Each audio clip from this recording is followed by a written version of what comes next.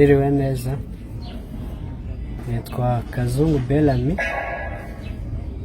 nkaba nifuje kubasangiza iyi video nk'uko Dekate yarabinsabye kugira ngo mumenye ko ari njyewe uvugana. Nimero ni yayindi 0788 23 92 52. Sawa, murakoze, Imana ibahe umugisha.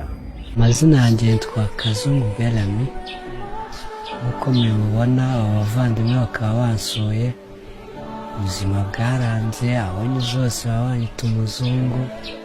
Bamwe banabivuga bazi ko nabumva, ariko ikinyarwanda ndakizi kuko ariho navukiye. Rimwe na rimwe biranambabaza kwita umunyamahanga uzi neza ko wavukiye mu Rwanda, ariko kubera ubuzima nta kindi warenzaho. Amashuri nkaba nararangije segonderi, 6e segonderi, n'undi wese yifuza kuba nakomeza, ariko minervari ntayo, ahubwo nisanze mu bukarani nk'uko mwabibonye nterura imizigo. Hari n'uwo tujyana mu rugo yabona uburyo narushye n'ubuzima ndimo n'uko nsa, akaba yamemba arengejeho tipu.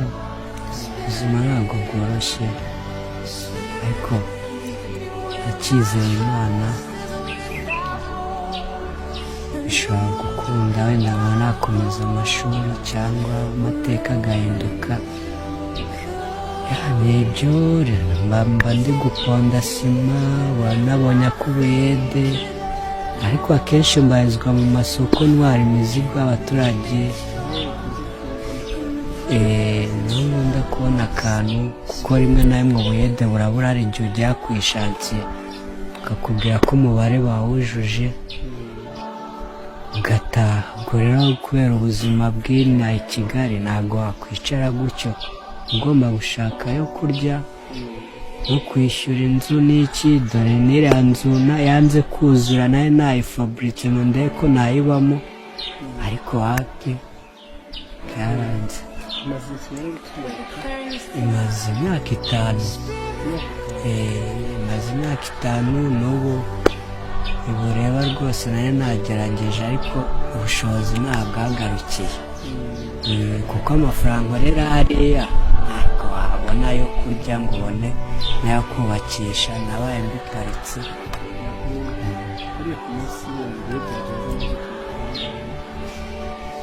Byagenze neza, bari nka 3 wahomba ugacyura icyo cya 5, gaca muri resitora zimwe abantu bita Ndagazwa, nyine ukarya iyo mvange yanduka.